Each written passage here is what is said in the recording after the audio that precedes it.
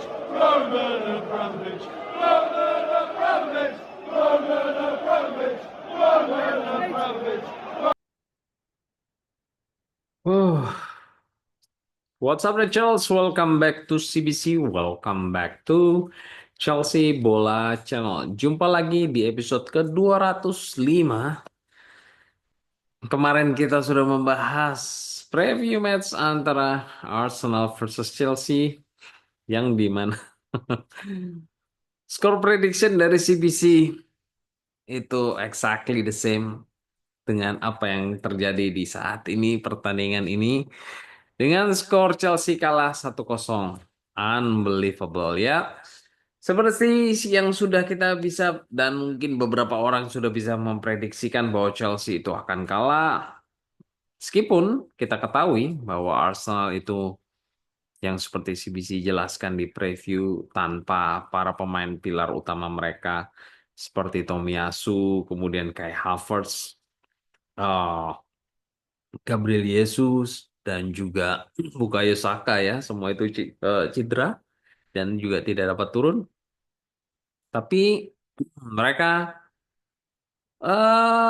meskipun performnya beberapa pertandingan terakhir itu jelek, tapi mereka membuktikan bahwa mereka ini dapat ya keep it up ya guys. Dan dari Chelsea sendiri seperti yang kita bahas dan CBC sampaikan berkali-kali, kita tetap kesulitan meskipun kita mendapatkan kemenangan beruntun tiga pertandingan terakhir ya. Oke, sebelum kita masuk ke pembahasan lebih lanjut, seperti biasa, sebelum lanjut pastikan teman-teman sudah mengklik tombol like dan buat yang pertama kali menonton channel CBC ini, kalian dapat langsung mengklik tombol subscribe. Oke, without further ado, let's get started. Ya, berdasarkan apa yang CBC prediksikan ya, permainan Chelsea itu kembali lagi terjadi dengan permainan yang membosankan alias boring. Ya, beberapa kali kita meraih kemenangan 3 kali beruntun, tapi seperti yang kata CBC bilang bahwa kemenangan tersebut itu adalah perbedaan kualitas antar tim, baik itu Southampton, Leicester maupun Copenhagen, dan juga tentu saja ya eh, bisa dikatakan ugly win ya lawan Leicester dan juga Copenhagen karena kita berusaha payah untuk mengalahkan tim yang sebenarnya mudah dikalahkan. Tapi balik lagi seperti yang kita bisa lihat ya di line up Robert Sanchez ya CBC di satu sisi dia membuat blunder dalam melakukan passing sehingga bisa saja terjadi gol, tapi di sisi lain dia melakukan penyelamatan yang bagus.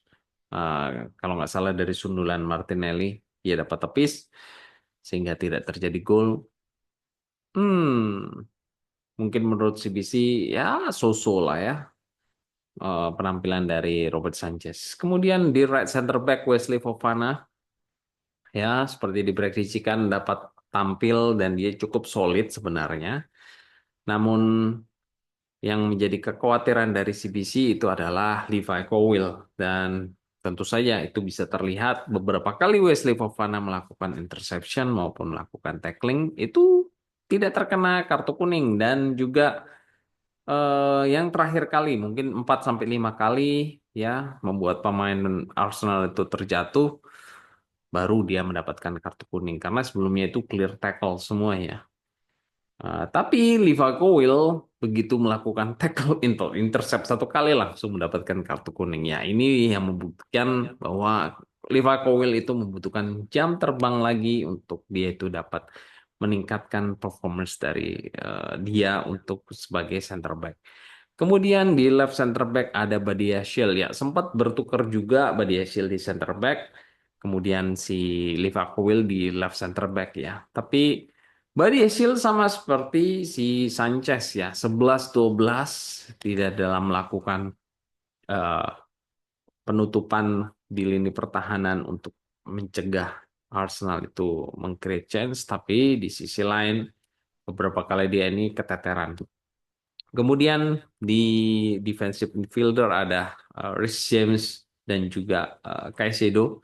Ya, penampilan dari Reece James menurut CBC sangat tidak maksimal, tidak kelihatan dan juga dia gagal menutup lawan untuk eh, menghentikan create chances dari para pemain Arsenal ya.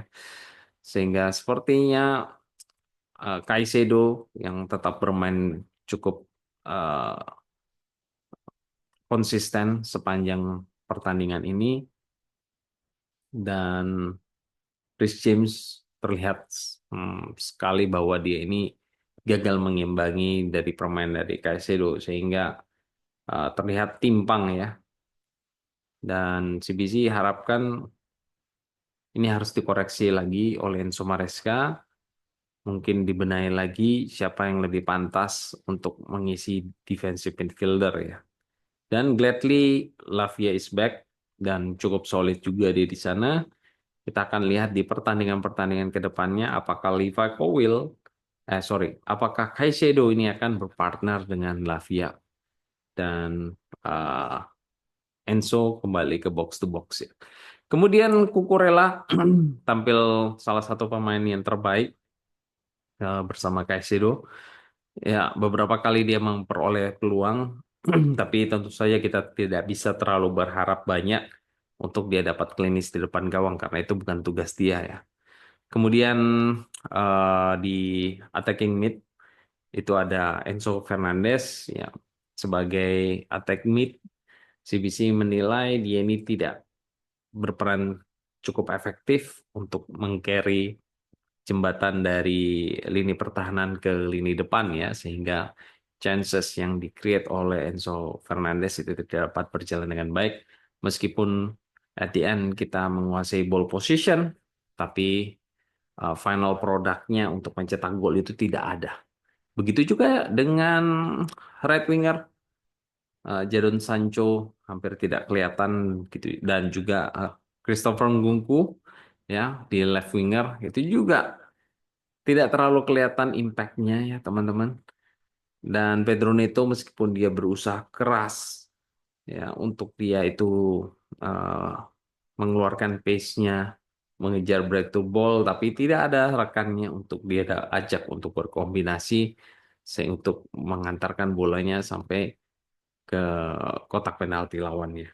Dan juga para pemain pengganti, Lavia ya, cukup bermain bagus, Tarik George menggantikan Jadon Sancho juga bermain cukup oke. Seperti ada warna di situ. Begitu juga dengan Nkunku yang ditarik digantikan oleh Fernandes Brihol ya. Ya setidak-tidaknya Fernandes Brihol dan juga Tarik George ini memberikan dampak yang lebih positif daripada Nkunku maupun Jadon Sancho. Tapi tidak untuk berhasil memutar dari hasil pertandingan ya. Karena kita bisa lihat di sini ya eh, kualitas bench kita ya. Bahkan pada saat watch along pun sudah ada yang menotis dari members yang mengatakan bahwa dari bench kita ini tidak ada yang bisa diharapkan untuk kita meng-create chances karena mostly ada 6 atau 7 orang itu semuanya itu bermindset negatif ataupun bermindset defensif ya.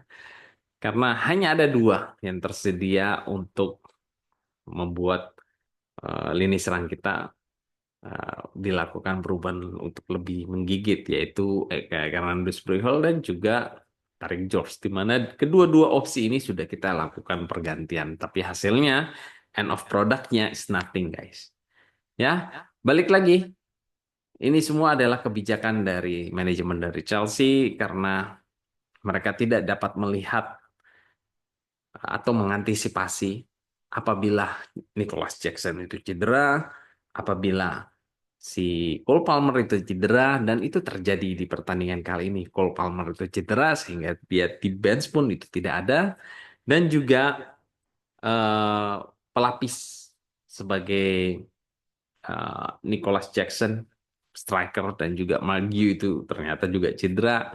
Dan entah apa yang dia ada pikiran dari para manajemen dari Chelsea, termasuk Enzo Maresca, bila dia itu terlibat di dalam mengutus para pemain untuk loan seperti Chukwuemeka maupun Joe Felix eh, untuk keluar sebagai pemain pinjaman, ya CBC mengecam keras ya, karena sebagai level manager dia mestinya harus menahan, karena kita tidak bisa mengandalkan pemain 18 tahun Mark Gue untuk menjadi pemain di Premier League, jadi sebagai striker ya minggu ke minggu menggantikan Nicolas Jackson yang cedera. Ya ini yang CBC bilang, bukannya kita ini antipati untuk Chelsea meraih atau mendapatkan pemain muda, tapi kita harus mendapatkan first squad dulu yang solid. Setelah itu bisa dari manajemen Chelsea untuk memberi atau menginvestasikan para pemain muda. Tapi yang terintinya itu adalah pemain-pemain skuad utama untuk diisi oleh para pemain elit untuk mengantarkan ke depannya, goals-nya itu adalah untuk kita menjadi juara. Oke, I think that's all guys di episode ke-205 kali ini. Don't forget to support channel CBC ini by subscribe, like, dan share. Thank you for watching. Take care, God bless, and keep the blue flag flying high. Come on, the Charles.